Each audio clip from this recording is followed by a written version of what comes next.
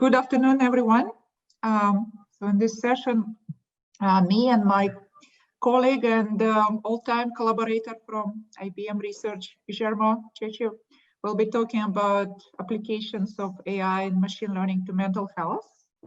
And for me, this journey started, I guess, more than 10 years ago, precisely because of collaboration with Guillermo and many other people at IBM Research and universities.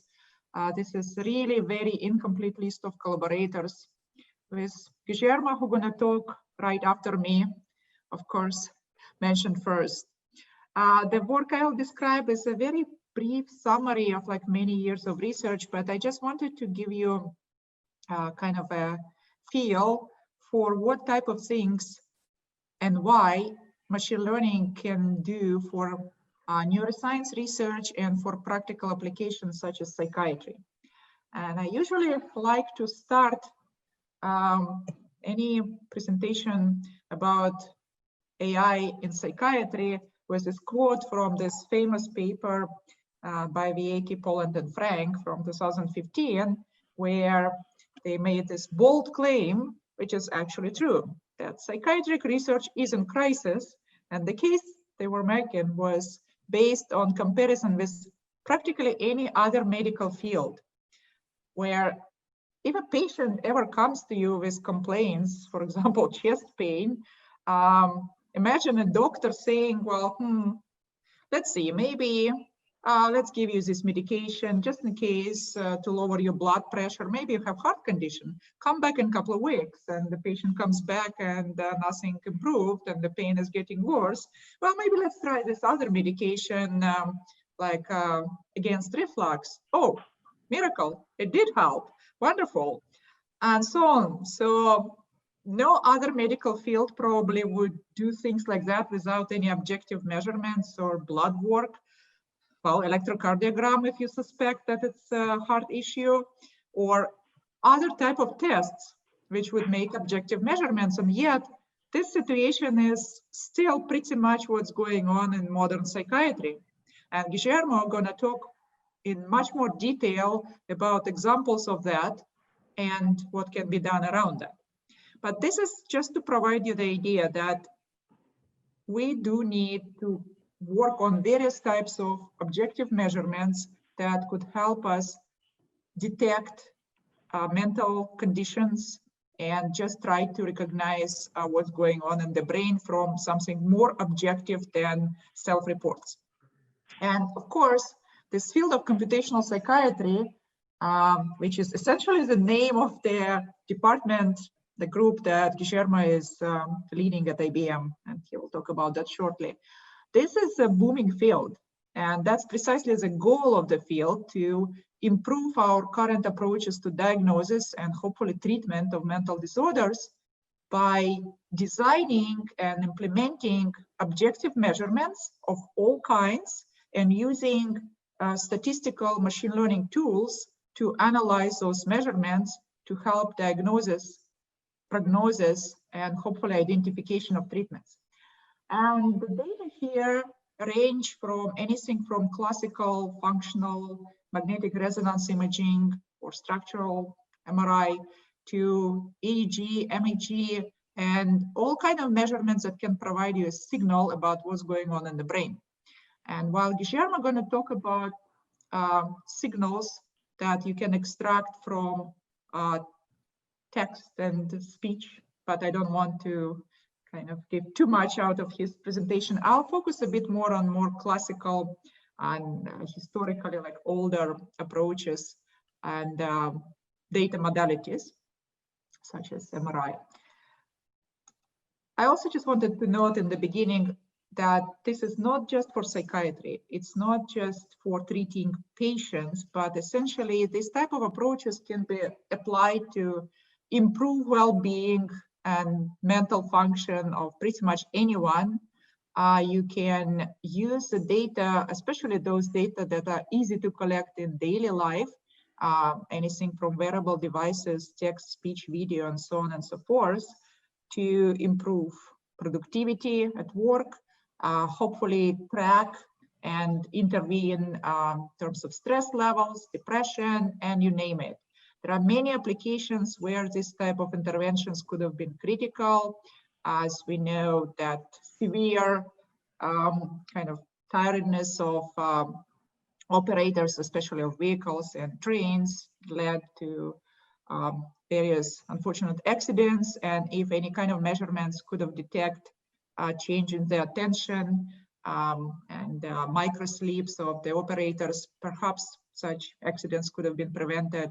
There are also many other applications based on various aspects of mental states, whether emotional response to videos or to text, that could be used to decide which advertisement could work better, or perhaps which type of news is better not to show to a particular person.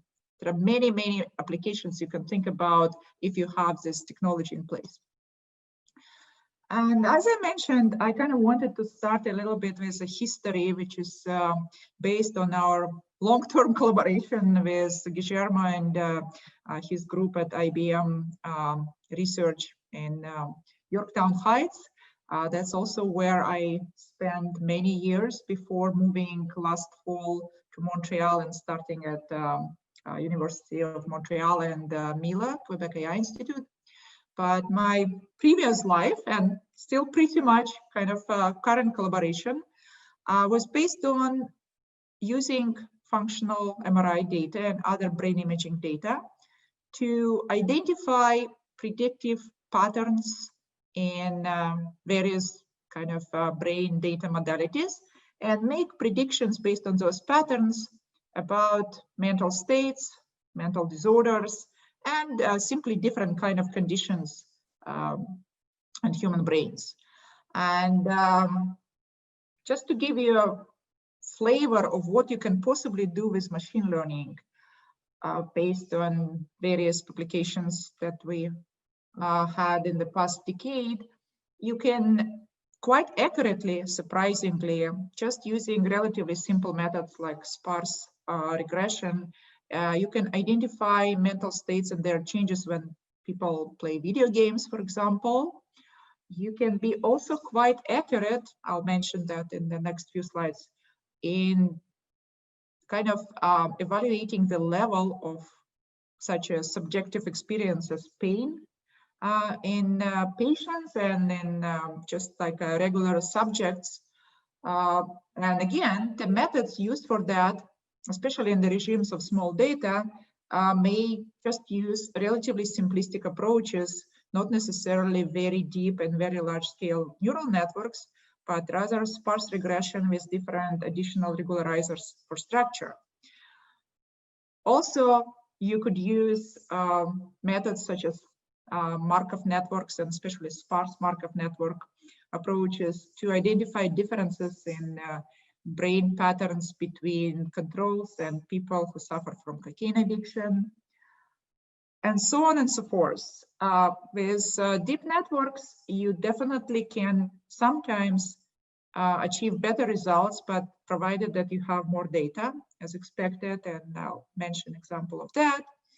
And just to name a few success stories of machine learning applications, it was quite interesting when we were able to identify, basically detect schizophrenia and classify patients versus controls with high accuracy from very relatively small data sets. And when basically looking at various other data sets, we also were able to do pretty good job, not just to classify, but also do symptom severity prediction. The list goes on and on. I just wanted to very briefly give you an idea of what I'm talking about when I'm mentioning functional MRI, in case not everyone is familiar. So this is essentially an MRI scanner on the left, which you might have experienced in your life. And the functional MRI simply means that the subject is usually spending about 10-15 minutes in the scanner while doing certain task, certain activity, or sometimes just when the so-called resting state fMRI is taken, just simply relaxing. And the idea here is that you are basically taking a movie of brain activity, four-dimensional signal, because you have three-dimensional kind of image of the brain. And over time, it gives you this movie, which you usually try to correlate in some sense with either behavior or activity or perception, such as in case of pain, of the subject. And the problem with such data is typically that they're high dimensional in terms of the number of the units or variables, three-dimensional pixels or voxels, that still are not high enough resolution, of course, to detect precise neuronal activity. They contain hundreds of thousands, if not millions of neurons, but they measure indirect signal of neural activity related to blood oxygenation level. The challenge for machine learning and statistics with such data is typically that number of variables here is at the order of tens to hundreds of thousands, while number of time points is maybe at the order of hundreds, maximum thousands. And the number of patients used to be quite limited to maybe below 100 in each study, but more recently, there are larger and larger scale studies, and combination of such data sets together is one of the topics of the joint proposal between Mila and IBM, our collaboration with Guillermo, that we hope to develop in the next several years, on how to come up with methods for learning robust models and representations from heterogeneous functional MRI data sets coming perhaps from different locations, from different subjects, and perhaps from different mental conditions. So what typically people look forward in such data?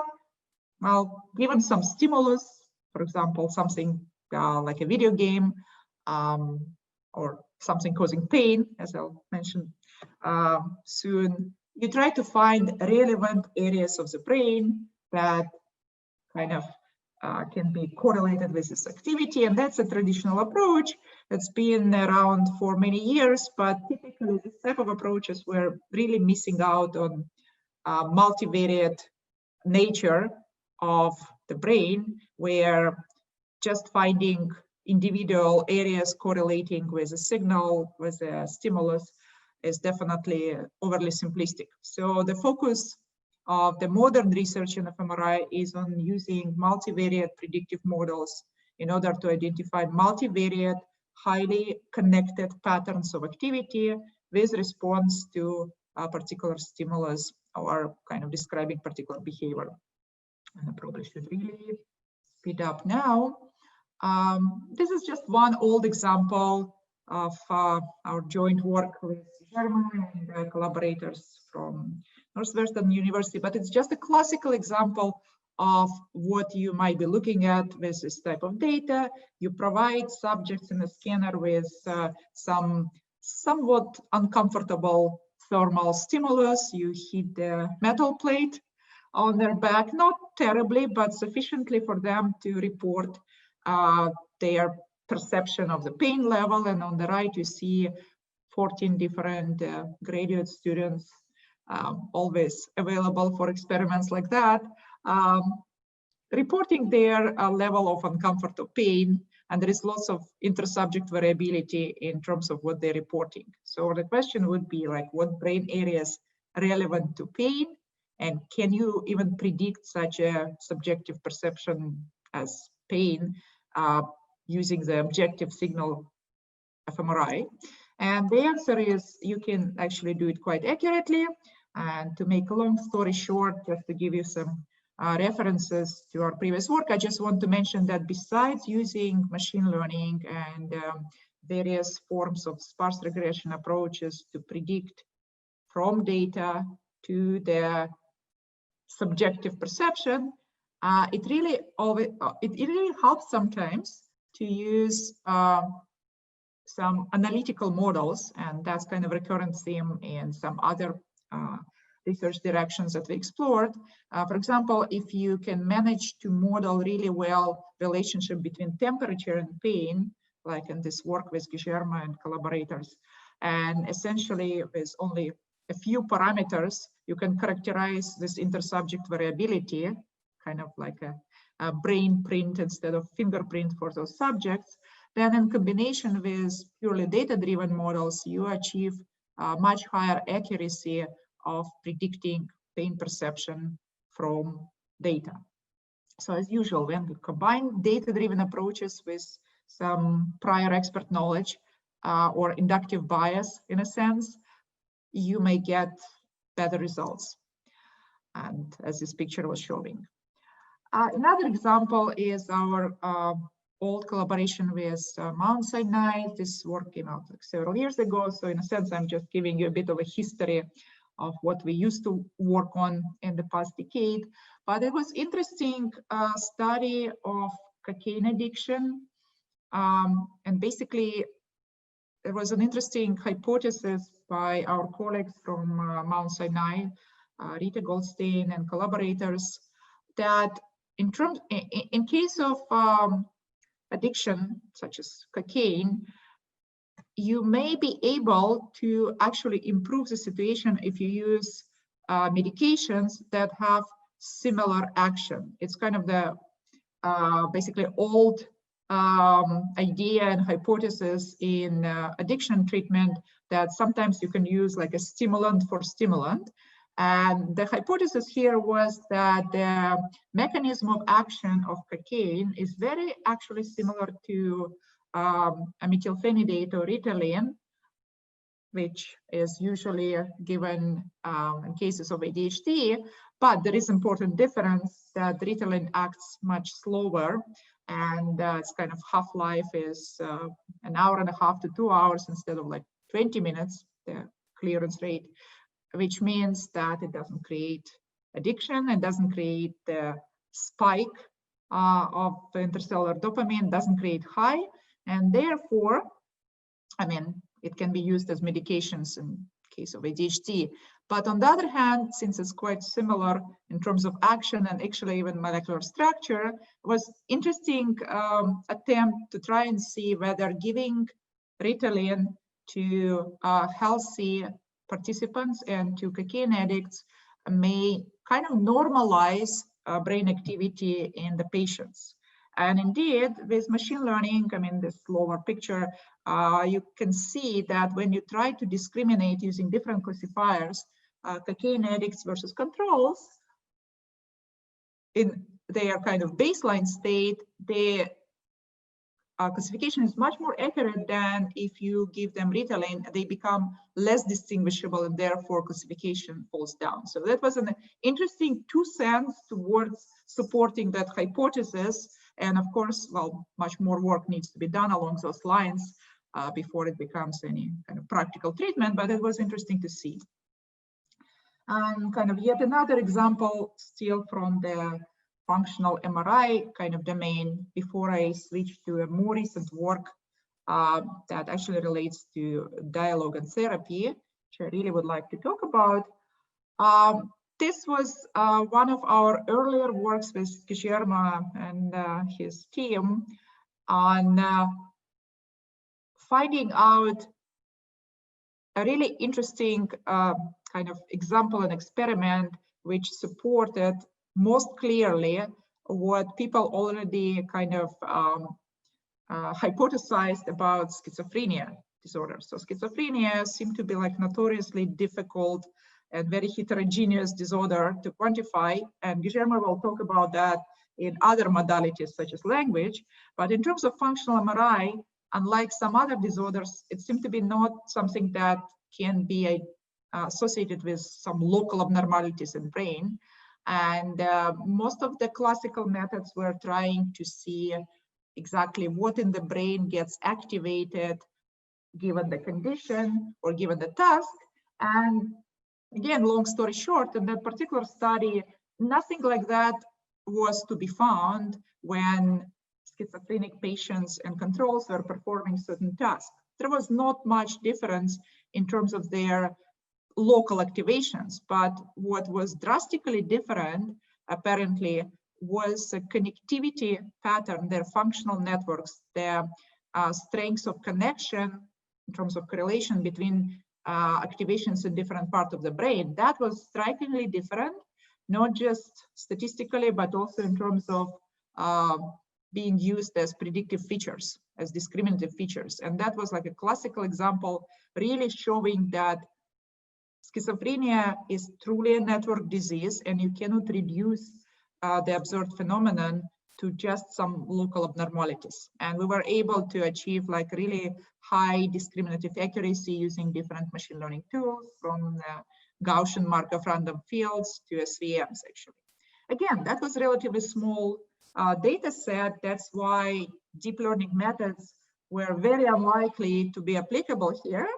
But with, and the kind of follow-up study on that, which came out several years ago in Nature Schizophrenia, was also, by the way, showing that not just the discrimination accuracy can be high with network features. You can also predict the severity of symptoms pretty well.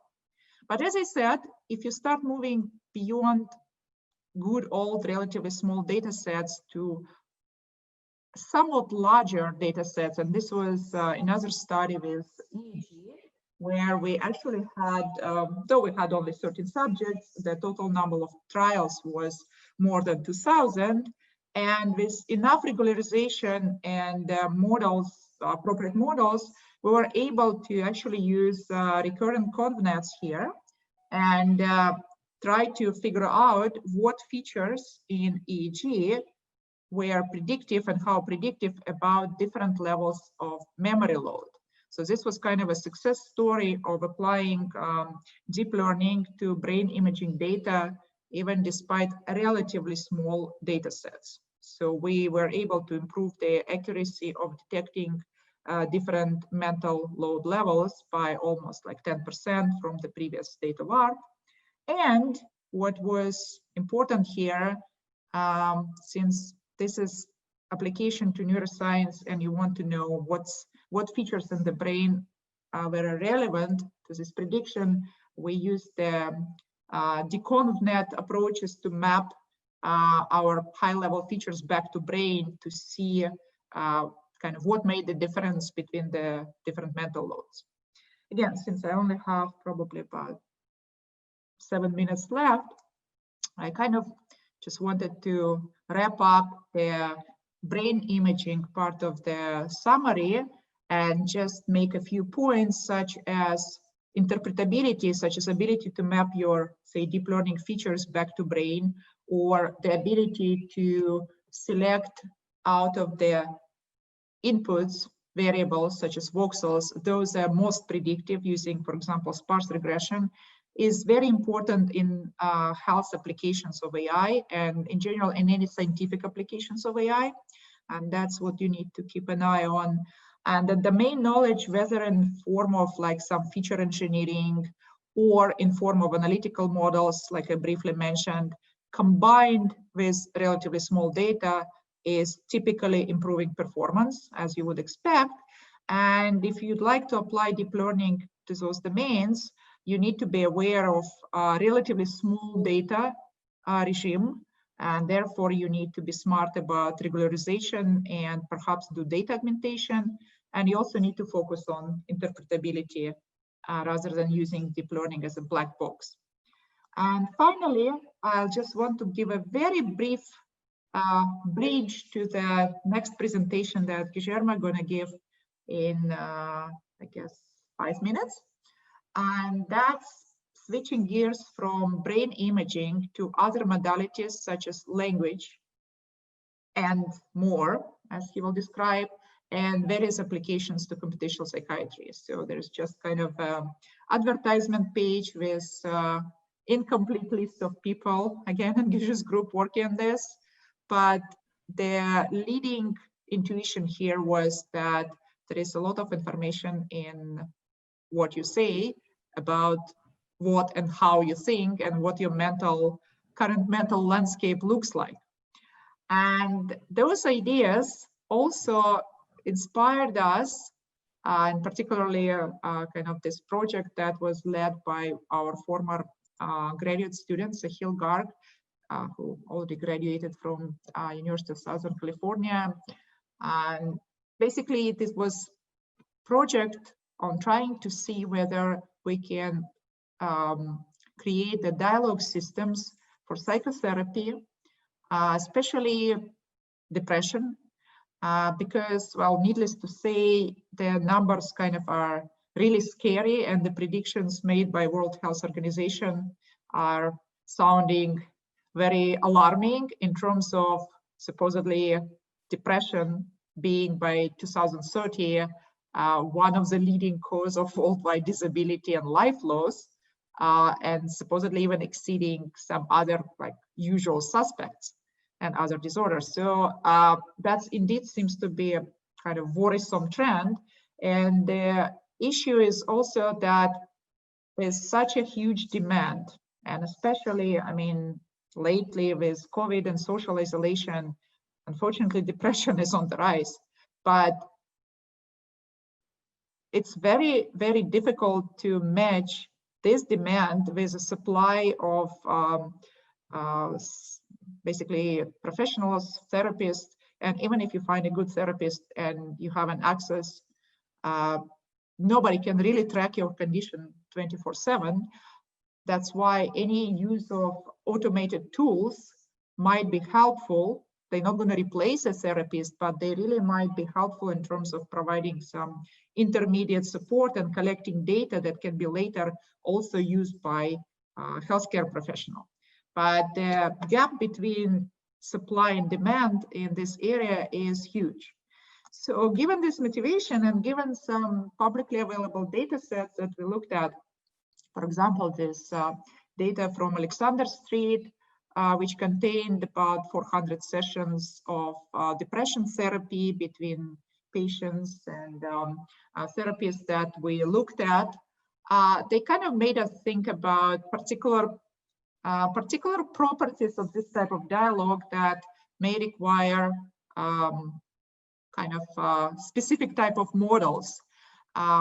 Although we all know that the deep learning, especially with recent successes of extremely large scale models such as GPT-3 with 175 billion parameters and data being pretty much the whole internet out there, while those systems really achieve really amazing results and can generate essays that are impossible to distinguish from, in many cases, impossible, in some cases possible, but pretty good essays that almost look like written by a well-educated human, and so on and so forth. Those systems still rely on large data, which is, again, not necessarily always the case in medical health applications, like in this, for example, therapy data sets. We only had about 400 sessions and roughly 40,000 interactions between patient and therapist, or kind of question reply pairs or samples.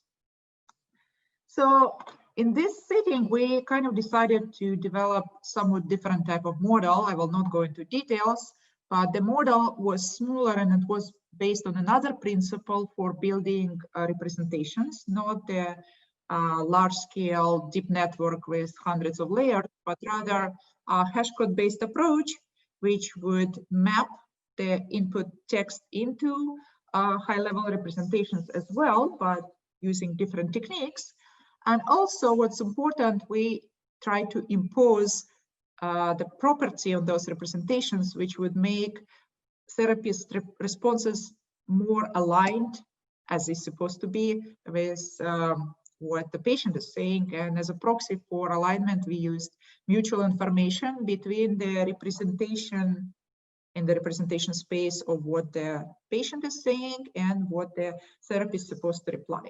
Again, the details are in the paper, but essentially we were very pleased to see that in comparison to various, at that point, state-of-art models, and this picture on the right, this relatively small parameter-wise model was really able to capture this, again, relatively small data set much better and generate responses that were both diverse and appropriate as measured, well, kind of by mechanical turk. We really were asking humans to rate performance of different systems, which are on the x-axis of the bottom right plot. So not only based on those kind of metrics, we saw like really clear improvement, we also looked into what type of responses were generated. And kind of this is an example of the dialogue between patient and therapist, this particular interaction, while several flavors of our system, there were several versions, generated to different extent reasonable replies, while unfortunately plain vanilla LSTM approach just could not learn anything from this small data set and generated some repetitive meaningless sentence. And more advanced methods that we compared with, unfortunately, were also generating not very informative or appropriate answers, most of the time the same ones, basically showing that they were just unable to learn from this relatively small data set. There were also some funny examples which were not intended, but I just wanted to put it here because it was quite hilarious to see the system, well, unintentionally giving some sarcastic answer or humorous answer to a patient complaining about difficulty of getting therapy, which we all know about and I just mentioned, and the system suggesting that maybe medications should be tried, like forget about therapy. Anyway, but seriously, example was just showing that hash code-based approaches that I mentioned at least were able to generate reasonable responses, and those responses were varying across patients, while large-scale deep networks with this small amount of data were not a good match.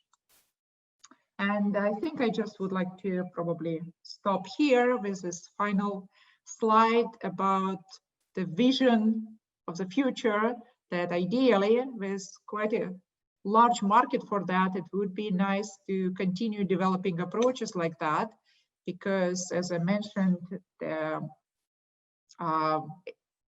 current situation of the number of people who really would benefit from therapy sessions and the number of practitioners who can provide such therapy, this gap is huge. And even if you can match people with therapists, you still cannot track at finer granularity at the matter of hours changes in mental states of people, and kind of nobody will be able to talk to them multiple hours a day. So in this situation, a more automated approach which could collect the data on a regular basis, well, store them privately, perhaps maybe only share them with healthcare practitioner, and also provide some intermediate, besides data gathering, intermediate, somewhat simplistic support and perhaps interventions or alerting healthcare providers based on those dialogues. This type of automation probably would be very, very useful, especially as I mentioned, with increasing demand for such services. Anyway, at this point, I would like to stop, and I will stop sharing the screen, and I guess we will switch to Guillermo's slides right now. So, yeah.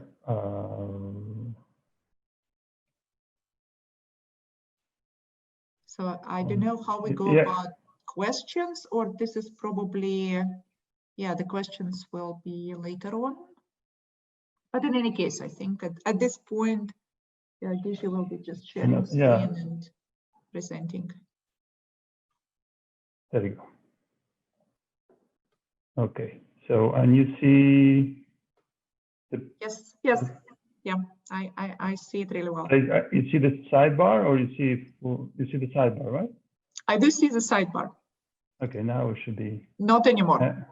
And we have until 3:20? I think we have until 3:20? Yeah, okay. let me get started. So thanks, Irina, for all the mention of our work together. And you mentioned that you were somewhat infected with psychiatry, and I had to say that more than infected, I was exposed for the first time to machine learning through you, and that had a very significant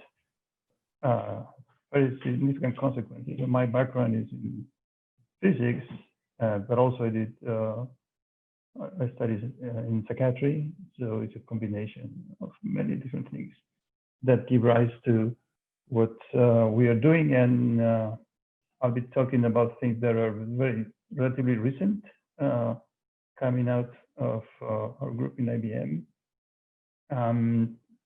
and it's mostly, as Irina was saying, mostly centered around the study of language, in particular, more generically behavior, but I'll show results mostly around language. And just for everyone, a little bit of background. In the US alone, there are more than 63 million interviews per year related to mental health conditions between patients and clinicians. And this is by far, by wide margin, the main form of assessing the state of a patient, the progression, the effect of therapy. And what is interesting is that this methodology hasn't really changed in a long time for several reasons that we don't have time to discuss.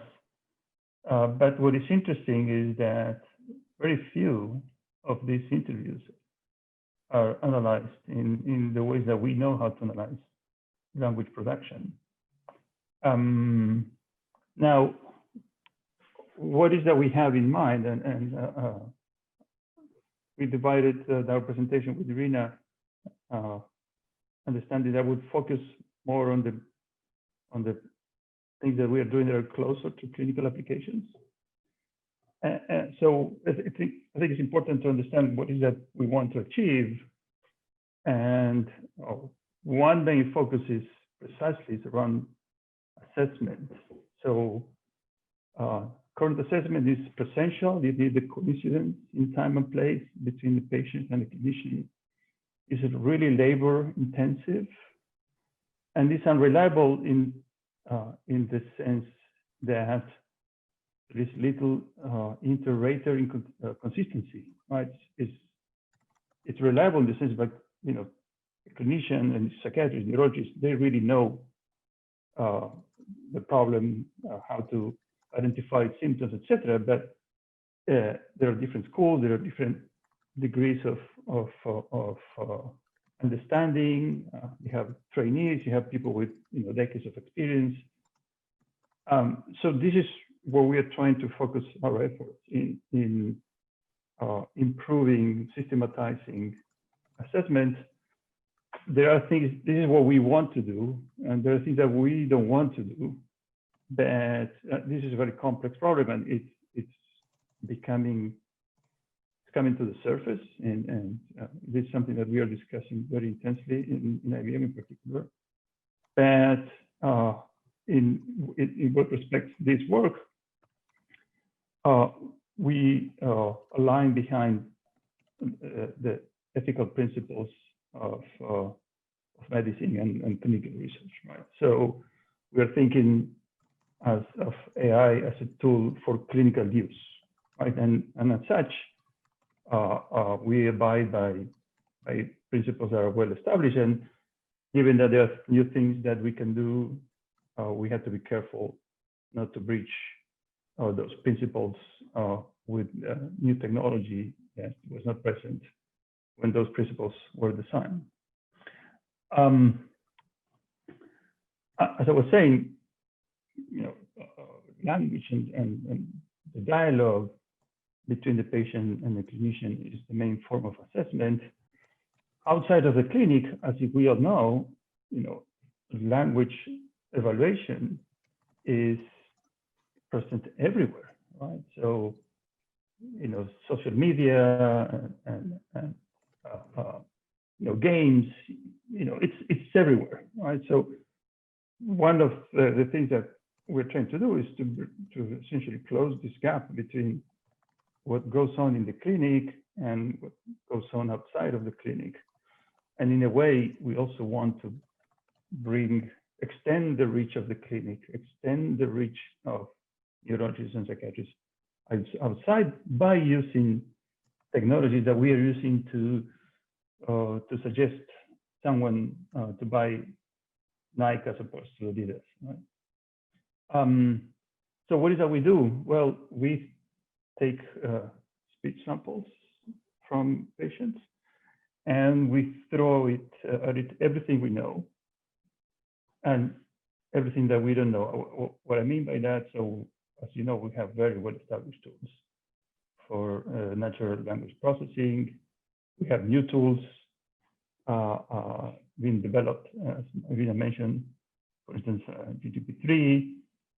We have a huge amount of tools for the study of voice production and how to relate voice nuances, prosody to emotional and cognitive aspects. But we have things that we don't know in AI that are well known or well established in psychiatry. Just to give an example that I will not mention in detail later is patients who suffer psychosis are known to have a different way of understanding and producing metaphors. So one thing that we try to do is, well, can we devise a good method to identify metaphors and then apply that to the patient population and see if we can measure it. So, like I said, we try to mine as much information as possible from language production, language understanding, and using increasingly other sensor data. So I'll mention very briefly. So let me start showing some examples. This will be a bit shallow because we want to give an exposure of how we're going about this research, how we're thinking about it. And you can always, if you're interested, see the papers. So this is something that we have done relatively recently. And we have the challenge of understanding the possible fate of a cohort that is well characterized in psychiatry. It's called clinical high risk for psychosis. These are typically adolescents that have self-threshold symptoms of psychosis. But eventually, some of them will have a first episode of psychosis and most likely become permanently schizophrenic, right? So that would require treatment, appropriate treatment. So what we showed is that take it based on interviews, these people speak about themselves for half an hour or so, and taking concepts that are well known in psychiatry, such as what's called derailment or flight of ideas, and people are incoherent, disturbance of the self, measured by how often or how little they talk about themselves and in what context, and poverty of speech, the fact that a symptom seems to be speech that is very impoverished and simple. So using formalization of these three features, we were able to predict conversion or the onset of psychosis within a 2-year window after the baseline interviews. And we were able to extrapolate between different cohorts and different studies with also very significant accuracy. So suggesting that these features might be possible to be identifiable independent of the exact context of how speech is elicited in these patients. So a very different direction, and one that to some extent is it's better controlled, because these labels of having a psychotic event or being schizophrenic or being manic are a bit difficult. In this case, we have more control, and what we have in these experiments is patients who are regular users of drugs, recreational drugs or drugs of abuse, that are given in a blind, double-blind experiment, a pill that could be ecstasy, the technical name is MDMA, oxytocin, or placebo. And we are also using in some of the experiments other drugs, cocaine, methamphetamine. And then we ask them to talk about someone who's close to them, so a spouse or a parent or a friend, to elicit emotional responses. And then, similar to what I was describing before, we take things that are known in the literature about the effect of ecstasy in how you process emotion, convert that into features through semantic embedding, then take also prosody features related to spectral features, but also the distribution of poses, for instance, that convey huge amount of information regarding emotional content. And based on that, we can identify, again, with high accuracy, the condition, whether they ingested one of the drugs or ingested a placebo pill, but also creates a map, sort of a manifold of how you can compare one drug versus the other, and eventually how these people can, if they are taking different drugs, are traversing that manifold over time, or as they are affected by therapy, to withdraw, etc. Another direction. So I talked about a psychiatric condition like schizophrenia, a condition that is manipulated by drugs and might be considered eventually an addiction, depending on how they use it. And now I can mention a few things about the neurological disorder, in this case is Parkinson. So here, what we are doing is trying to see to what extent using minimal, repeatable, simple, and perhaps engaging speech samples or speech prompts, how much we can say about the status of a patient with Parkinson's. And so we have some work indicating that just by using very short prompts, like asking someone to talk about the typical day in their life, we can get a significant inference of the scale of the deterioration, the clinical scale of deterioration. And we can also identify whether the patients have ingested the therapeutic drug, in this case, levodopa. It's dopamine replacement, something that it takes in some of the people suffering Parkinson's. Whether they're on levodopa or off levodopa, similarly using a very simple prompt, something that you can do in 1 minute, and that is in particular describing a simple picture like a cartoon. And with that, between semantic aspects, syntactic aspects that are also altered by Parkinson and by the drug, and the prosody, so which is more understandable, changes in voice articulation, we have enough to obtain a very considerable accuracy at determining whether they are on and off state. And the goal of that is that you can deploy this tool in a clinical trial. And that's precisely what we are doing in a couple of those ongoing clinical studies that we're engaged in as we speak. So another way to think about it's particularly for the case of Parkinson, but it goes beyond.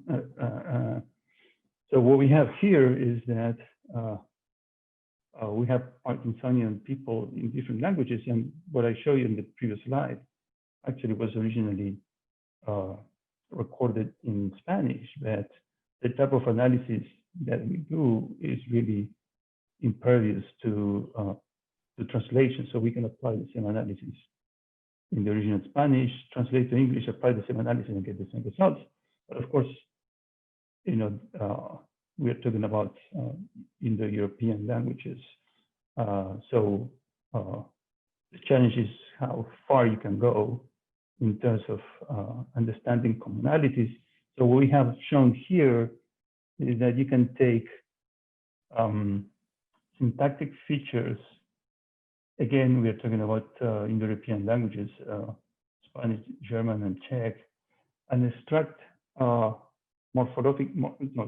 syntactic morphological features using the same procedure for extracting those using databases, right? Understanding the normative values of those features from databases in the corresponding language, and then and show that we can using that infer with a good accuracy the scale of the deterioration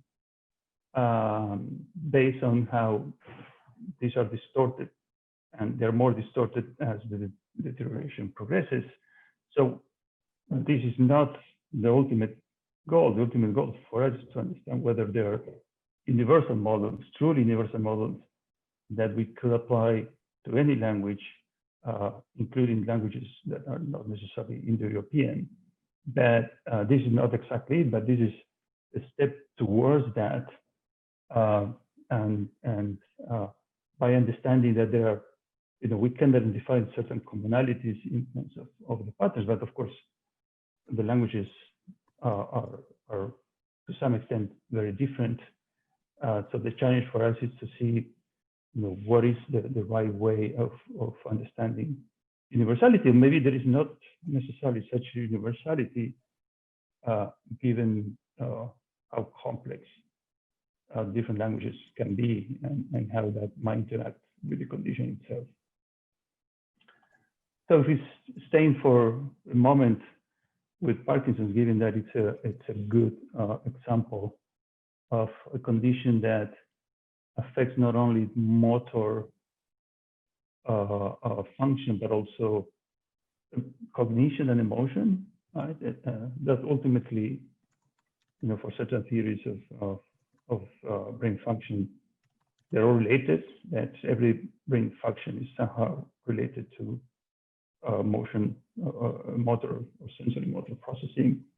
So in this case, what we decided to do is to understand to what extent one can take videos or actually even pictures of Parkinsonian people and say something about the condition. Right? So what we did here is a nice trick. So we created a standard deep learning approach to extract features from pictures collected from video clips, and then train that with weak labels using YouTube videos of people who self-describe as Parkinsonian. So there's quite a number of them because people really want to contribute somehow to the understanding of the disease, to destigmatization, etc. So there is a large number of videos of people who claim to be Parkinsonia, but of course they're not clinically validated. There's no clinical validation. And we thought that we could use that. And then after training it, we apply this to clinically validated data. So we essentially show that we can match and in some cases surpass the judgment of a clinician that will see the exact same video, right? Both in terms of identifying whether someone is a patient or is a control, or using similar data to what I described before, understanding whether someone is on the drug, the dopamine replacement drug, or off the drug. And as a cute example, because we have the direct connection with Dr. Alan Alda, we took videos from his interviews. You know, he has a career as an actor spanning several decades, showing that we can very quickly identify when he was diagnosed with Parkinson, which was around 2014, 2015. So we see that just taking random interviews that he gave over the years, we can see that our weekly labeled train approach can detect the presence of Parkinson in his face, in the way he expresses the face, the sequence of faces that are expressed in the video. This is not entirely a dynamic model, but it's a statistical model based on the sequence of faces. So, you know, staying okay, so we have a very short time. So staying with neurological disorders, something that we've been doing in the last 3-4 years is understanding to what extent we can do something similar to what we did in Parkinson's for cognitive impairment. So we show that taking just a syntactic, the composition of the sentences that people produce when they are asked to describe that picture that you see on the left. As you can see, this is from a study that was started in the 40s. So we can get close to 70% accuracy at inferring the mini mental state, which is a scale of cognition impairment that is used regularly to assess cognitive impairment. And again, this is based only on the structure, so there's no semantic content at all. But in the work that actually is going to be published tomorrow, we were able to access a database that precisely goes back several decades.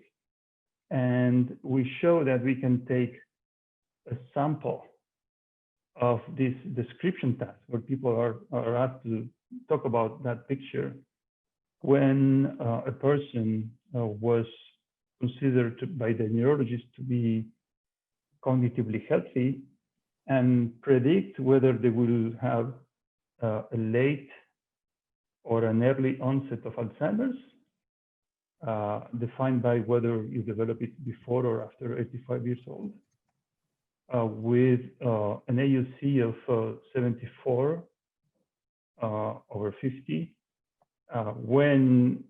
if you collect all the clinical information available, all the neuropsychiatric tests, all the demographics, etc., you only get to 60%, an AUC of 60.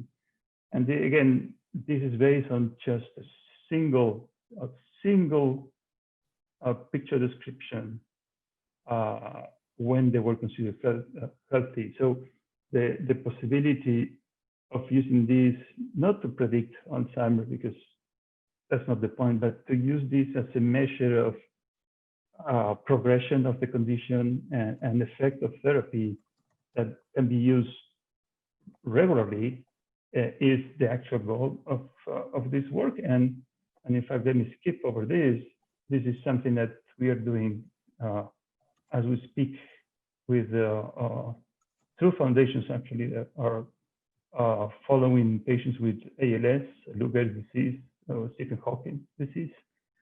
And we monitor how they're progressing on a weekly basis using just a smartphone and applying all the knowledge that we accumulated over neurological disorders in order to track how fast or how slow they're progressing in the disease that in some cases can go really fast, and then eventually understand whether any therapy is taking an effect. And in the interest of time, we'll stop because we are a bit over time. Oh, nice to see you. So talk to you soon, I guess. Yes. Okay. Bye.